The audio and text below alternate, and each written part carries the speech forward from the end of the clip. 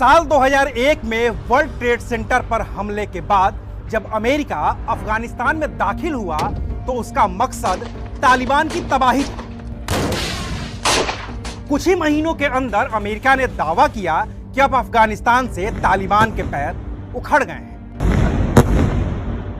अफगानिस्तान पर तालिबान के कब्जे के बाद पहले तालिबान को बनाने वाला मुल्ला मोहम्मद ओमर अफगानिस्तान का मुखिया बना था।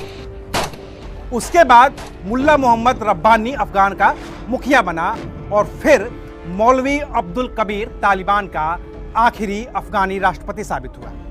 जब अब्दुल कबीर तालिबानी अफगान का मुखिया था तो उसी वक्त अलकायदा के ओसामा बिन लादेन ने अमेरिका के वर्ल्ड ट्रेड सेंटर पर हमला किया। इसी का जवाब देने के लिए अमेरिका अफगानिस्तान में दाखिल भी हुआ था और तब अमेरिकी सेनाओं ने तालिबान को खत्म करके हामिद करजई को अफगानिस्तान का राष्ट्रपति बना दिया था। अमेरिका ने दुनिया को बताया कि अफगानिस्तान में अब ऑल इज वेल है और उस वक्त अमेरिकी राष्ट्रपति थे George W Bush.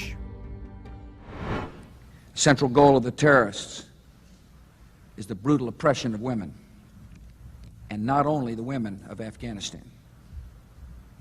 The terrorists who help rule Afghanistan are found in dozens of countries around the world. And that is the reason this great nation with our friends and allies will not rest until we bring them all to justice. Thanks to our military and our allies and the brave fighters of Afghanistan, the Taliban regime is coming to an end. लेकिन हामिद करजई को राष्ट्रपति बनाने के बाद भी अमेरिकी सेना अफगानिस्तान से बाहर नहीं निकली। बुश ने कहा कि तालिबान ने अफगानिस्तान को पूरे तरह से बर्बाद कर दिया है और अब अमेरिका अफगानिस्तान को फिर से बनाएगा। इसके लिए अफगानिस्तान में अमेरिकी सेना का रहना जरूरी है। अमेरिकियों के साथ दुनिया के भी तमाम देशों ने भरोसा कर लिया कि अमेरिका सच में अफगानिस्तान का हित चाहता है, उनके लोगों का हित चाहता है। उस वक्त पूरे अफगानिस्तान में महज 50 किलोमीटर की ही पक्की सड़क थी। इसकी वजह से अफगानिस्तान में रहने वाले पश्तो, उज्बेक, हजारा, इमाक और ताजिक की आबादी एक दूसरे से अलग थलग थी। ये सब कबीलाई जैसे हो गए थे और उनका एक दूसरे से संपर्क महज नाम मात्र का ही था। नए अफगानिस्तान को बनाने के लिए अमेरिका ने इन सबको एक साथ जोड़ने की नीति अपनाने की बात कही और इन सबको जोड़ने के लिए अमेरिका ने कहा कि वो अफगानिस्तान में एक रिंग रोड बनाएगा जो अफगानिस्तान के 4 बड़े शहरों यानी कि काबुल, कांधार, हेरात और मजार शरीफ को जोड़ता था। इस रिंग रोड की लंबाई करीब 3200 किलोमीटर होनी थी, जिसे बनाने के लिए अमेरिका के साथ ही World Bank, Asian Development Bank, Japan, Iran और सऊदी अरब ने भी पैसे दिए। उस वक्त सबने मिलकर करीब $1.5 बिलियन यानी कि करीब 10,000 करोड़ रुपए से भी ज्यादा दिए। हालांकि 60 के दशक में यूएसएसआर ने ऐसा रिंग रोड बनाया था, लेकिन दशकों तक चली लड़ाई में सड़क पूरी तरह से बर्बाद हो गई थी और अब उसे फिर से बनाना था। अब सड़क नए सिरे से बननी थी। अमेरिका ने कहा कि रिंग रोड बनने से अफगानिस्तान के लोग एक दूसरे के करीब आएंगे। इसके अलावा बीमार लोगों को इलाज के लिए जल्द से जल्द अस्पताल पहुंचाया जा सकेगा, बच्चे स्कूल पहुंच सकेंगे। हालांकि उस वक्त भी अमेरिका ने कहा कि इस रिंग रोड के बन जाने से अमेरिकी और नाटो सेनाएं आसानी से एक दूसरे से दूसरी जगह पहुंच जाएंगी, जिससे तालिबान पर नियंत्रण रखा जा सकेगा। उस वक्त इस रिंग रोड की बात करते हुए राष्ट्रपति जॉर्ज डब्ल्यू बुश ने कहा था कि जब अफगानिस्तान में सड़क खत्म हुई तो तालिबान पैदा हुआ। दूसरे शब्दों में कहूं तो सड़क मतलब कारोबार को बढ़ावा। कारोबार बढ़ने से आती है उम्मीद और उम्मीद से तालिबान जैसा अंधेरा खत्म होता है। लेकिन जॉर्ज डब्ल्यू बुश ने वादा पूरा नहीं किया। अभी तो अफगानिस्तान को अपने पैरों पर खड़ा भी नहीं कर पाए थे कि उन्होंने इराक पर हमले का आदेश दे दिया। 2003 में अमेरिका के साथ ही नाटो सेनाएं इराक पर हमले के लिए निकल गईं। अब अमेरिका की प्राथमिकता अफगानिस्तान नहीं, इराक था। अमेरिका ने पैसे, हथियार, जंग का साजो सामान और अपनी पूरी तकनीक तो इराक युद्ध में झोंक दिया। अफगानिस्तान में जिस रिंग रोड को बनाने के लिए $1.5 बिलियन की रकम मंजूर हुई थी, उसमें भी कटौती कर दी, और वो भी तब जब सड़क का काम अभी शुरू ही हुआ था। On my orders, coalition forces have begun striking selected targets of military importance to undermine Saddam Hussein's ability to wage war. These are opening stages of what will be a broad and concerted campaign. More than 35 countries are giving crucial support, from the use of naval and air bases to help with intelligence and logistics to the deployment of combat units. Every nation in this coalition has chosen to bear the duty and share the honor of serving in our common defense. नतीजा ये हुआ कि तालिबान को फिर मौका मिला। America ने Iraq पर ध्यान दिया और तालिबान ने अपनी मजबूती। वो लगातार अमेरिकी सेनाओं पर हमले करता रहा, अमेरिकी सैनिकों को मारता रहा, बम लगाकर सड़कों को उड़ाता रहा, अपने विरोधियों को अगवा करके कत्ल करता रहा। लेकिन अमेरिका पूरी दुनिया में दावा करता रहा कि अफगानिस्तान में सब कुछ नियंत्रण में है। यह अमेरिका का सबसे बड़ा झूठ था, जिस पर दुनिया को भरोसा करना ही पड़ा था। 2008 आते आते तालिबान ने अफगानिस्तान के दक्षिणी और पूर्वी हिस्से में अपनी पकड़ बेहद मजबूत कर ली थी। काबुल से कांधार तक आने वाले हाईवे के आसपास तालिबान ने 2008 में ही अपना नियंत्रण कर लिया था। 2008 में अमेरिका की सत्ता बदली, बुश की जगह बराक ओबामा ने ले ली। उन्होंने भी कमोबेश बुश जैसी ही नीति अफगानिस्तान के लिए अपनाई।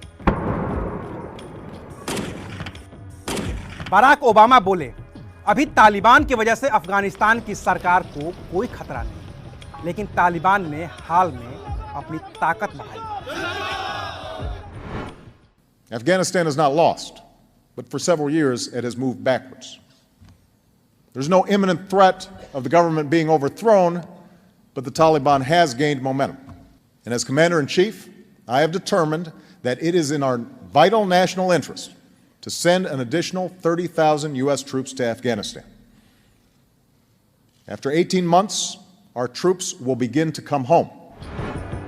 इसके बाद ओबामा ने फिर से साल 2009 में अफगानिस्तान में करीब 70,000 जवानों को तालिबान के खिलाफ उतारा। अब फिर से अमेरिकी सेनाओं ने नाटो के साथ मिलकर दक्षिणी अफगानिस्तान में तालिबान के खिलाफ मोर्चा खोला। लेकिन जल्दी ही अमेरिकी सेनाओं और नाटो सेनाओं को समझ में आ गया कि तालिबान के खिलाफ जंग इतनी आसान नहीं है। और इस बात को सबसे पहले समझने वाले थे उस वक्त के अमेरिकी उपराष्ट्रपति जो बाइडेन, जो इस वक्त अमेरिका के राष्ट्रपति हैं। राष्ट्रपति ओबामा के और सैनिकों के भेजे जाने से पहले ही उन्होंने ये कहा था कि अगर इतने साल तक हजारों सैनिकों की मौजूदगी के बाद भी हम अफगानिस्तान में पैर नहीं जमा पाए, तो ये समझ लेना चाहिए कि अफगानिस्तान में हमारे पास भरोसे के लोग नहीं हैं और अब हमें और फौजी नहीं भेजने चाहिए। उस वक्त बाइडेन ने ओबामा से कहा भी था कि अमेरिका का अफगानिस्तान में दाखिल होने का मकसद आतंकियों का सफाया है, न कि अफगानिस्तान देश को फिर से बनाना है। और अपने हालिया फैसले से घिरे बाइडेन ने इस पर अपनी वही पुरानी सफाई भी दी है। Our mission in Afghanistan was never supposed to have been nation building. It was never supposed to be creating a unified, centralized democracy. Our only vital national interest in Afghanistan remains today what it has always been, preventing a terrorist attack on America's homeland. हालांकि उस वक्त Obama ने Biden की बात नहीं मानी और फिर अमेरिका ने हजारों सैनिक फिर से अफगानिस्तान में उतार दिए। इसके बावजूद अमेरिका ने दुनिया में झूठ बोला कि वो तालिबान के खिलाफ जंग जीत रहा है। जैसे जैसे अमेरिका अफगानिस्तान में अपने सैनिक बढ़ा रहा था, तालिबान के हमले बढ़ते जा रहे थे और इन हमलों में लगातार अमेरिकी सैनिक मारे जा रहे थे। अमेरिका कोशिश कर रहा था कि वो रिंग रोड का काम पूरा कर ले, लेकिन तालिबान रिंग रोड बनाने वाली कंपनी के वर्कर्स और क्रू पर लगातार हमले कर रहा था और उनको मौत के घाट उतार रहा था। नतीजा यह हुआ कि सड़क बनाने वाली कंपनी ने कह दिया कि बिना सुरक्षा के तो वो काम नहीं ही करेंगे और फिर अमेरिकी सैनिकों ने रोड बनाने वाली कंपनी को सुरक्षा देना शुरू कर दिया। नतीजा यह हुआ कि 1 मील लंबी सड़क बनाने के लिए करीब $5 मिलियन खर्च होने लगे। इसका ज्यादातर पैसा सड़क बनाने में नहीं, सड़क बनाने वालों की सुरक्षा करने में खर्च हो रहा था। और फिर करीब 18 महीने बाद साल 2011 में राष्ट्रपति ओबामा ने एक ऐलान किया। बोले, अब अमेरिका अपने सैनिकों को धीरे धीरे करके वापस बुलाएगा। अब अफगानिस्तान की कमान अफगानी सैनिकों के हाथ में होगी। अब अमेरिका सिर्फ अफगानिस्तान की मदद करेगा, जंग तो अफगानी सैनिकों को ही करनी होगी। Starting next month, we will be able to remove 10,000 of our troops from Afghanistan by the end of this year, and we will bring home a total of 33,000 troops by next summer, fully recovering the surge I announced at West Point. After this initial reduction, our troops will continue coming home at a steady pace as Afghan security forces move into the lead. Our mission will change from combat to support. By 2014, this process of transition will be complete, and the Afghan people will be responsible for their own security.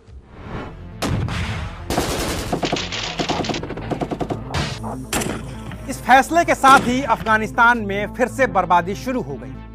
Ring road बनी नहीं, जबकि उस पर करीब $3 billion खर्च हो चुके थे। अमेरिका और नाटो देशों ने सड़क बनाने का फंड रोक दिया। बचा हुआ काम अब अफगानिस्तान की सरकार के भरोसे था, लेकिन अफगानिस्तान की सरकार में भ्रष्टाचार अपने चरम पर था।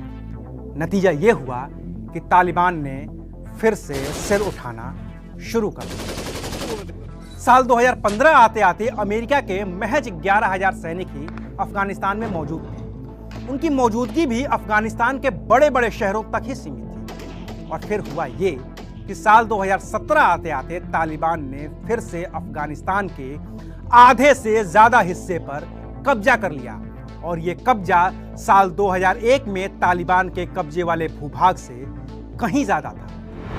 इसका ज्यादातर हिस्सा उसी रिंग रोड का था जिसे अमेरिका ने बनाने की कवायद शुरू की थी। ओबामा के जाने के बाद जब डोनाल्ड ट्रंप ने सत्ता संभाली तो उन्होंने फिर से अफगानिस्तान में अमेरिकी सैनिक भेजने का आदेश दिया। लेकिन आदेश साफ था कि अमेरिकी सैनिक अफगानिस्तान को बनाने नहीं, सिर्फ आतंकियों को मारने जा रहे हैं। यह 2017 की बात थी। लेकिन फिर 1 मार्च 2020 को अमेरिकी राष्ट्रपति ट्रंप और तालिबान के बीच समझौता हो गया। समझौता इसलिए हुआ क्योंकि ट्रंप ने चुनावी वादा किया था कि अगर वो राष्ट्रपति बनते हैं तो वो अपने सैनिकों को अफगानिस्तान से बाहर निकाल लेंगे। इस समझौते में अमेरिका ने कहा कि वो 14 महीने के अंदर अपनी पूरी सेना को अफगानिस्तान से निकाल लेगा। उस वक्त अफगानिस्तान में अमेरिका के करीब 13,000 सैनिक मौजूद थे।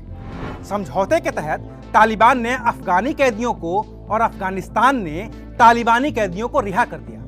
इस दौरान करीब 5,000 तालिबानियों को जेल से रिहा किया गया। इस बातचीत के दौरान अमेरिका ने सीधे तालिबान से समझौता किया था। इस बातचीत में कहीं भी अफगानिस्तान की सरकार शामिल नहीं थी। Now it's time for somebody else to do that work, and that'll be the Taliban, and it could be surrounding countries. There are many countries that surround Afghanistan that can help. We're 8,000 miles away, so we'll be bringing it down to 8,000 to approximately 8,600 in that vicinity, and then we'll make our final decision some point in the fairly near future. But this was a very spirited agreement. फिर जनवरी 2021 में America की सत्ता बदल गई और नए राष्ट्रपति बने जो बाइडेन। सत्ता संभालने के साथ ही बाइडेन ने कहा कि 11 सितंबर 2021 तक अमेरिका अपने सभी सैनिकों को वापस बुला लेगा। इस दौरान जो बाइडेन से सवाल भी हुआ था कि क्या जब अमेरिका अफगानिस्तान से बाहर निकल जाएगा तो फिर से तालिबान का कब्जा नहीं हो जाएगा। उस वक्त जो बाइडेन ने अपने पूर्ववर्ती राष्ट्रपतियों की तरह झूठ बोल दिया। जो बाइडेन बोले, अमेरिकी सैनिकों ने अफगानिस्तान के करीब 3 लाख सैनिकों को ट्रेनिंग दी। ये अफगानी सैनिक तालिबान के 75,000 आतंकियों पर तो हमेशा भारी पड़े। When I came to office, I inherited a diplomatic agreement duly negotiated between the government of the United States and the Taliban that all U.S. forces would be out of Afghanistan by May 1, 2021. लेकिन हुआ ये कि 75,000 तालिबानी आतंकियों के आगे अमेरिकी सेना से ट्रेंड अफगानी सैनिकों ने घुटने टेक दिए, सरेंडर कर दिया और एक एक करके हर बड़ा शहर तालिबान के कब्जे में आता गया। और अब का तालिबान 1996 वाले तालिबान से कहीं ज़्यादा क्रूर, कहीं ज़्यादा हथियार पैसे से लैस और कहीं ज़्यादा मजबूत है, जिसकी बुनियाद अमेरिकी राष्ट्रपतियों के झूठ पर खड़ी हुई। अब अमेरिका के पूर्व राष्ट्रपति ट्रंप जो बाइडेन को दोषी ठहरा रहे हैं, तो जो बाइडेन कह रहे हैं कि इसके लिए ट्रंप दोषी है। बाइडेन कह रहे हैं कि अगर अफगानिस्तानी सैनिक तालिबान से लड़ना ही नहीं चाहते तो फिर अमेरिका क्या कर सकता है। लेकिन हकीकत यह है कि इन अमेरिकी नेताओं के झूठ की वजह से ही पिछले 20 साल में अमेरिकी जनता के 1000 अरब डॉलर से भी ज़्यादा पैसे खर्च हो चुके हैं और अमेरिका के 2500 से ज़्यादा जवान शहीद हो चुके हैं। इसके अलावा अफगानिस्तान के तो करीब 2 लाख लोगों की मौत हुई है और करीब 30 लाख लोगों को अपने देश को छोड़कर विस्थापित होना पड़ा है। और ये सब हुआ है सिर्फ अमेरिकी राष्ट्रपतियों की जिद से कि उनकी सेना चाहे तो किसी को भी मात दे सकती है। लेकिन वियतनाम से लेकर क्यूबा और सोमालिया तक ऐसे कई उदाहरण हैं जहां अमेरिका को मुंह की खानी पड़ी है, लेकिन वो अपने लोगों और दुनिया से झूठ बोलता आया है। इराक में एक झूठ की वजह से कितनी बर्बादी हुई और 18 साल बाद भी वहां के हालात क्या हैं, किसी से छिपे नहीं हैं। इसलिए अगर अफगानिस्तान के खस्ता हाल के लिए सबसे ज़्यादा कोई जिम्मेदार है तो वो है सिर्फ और सिर्फ अमेरिका, जिसके अहम ने लाखों लोगों को मौत के घाट उतार दिया और अब फिर से एक पूरे मुल्क को आतंकियों के हाथों में जाने दिया।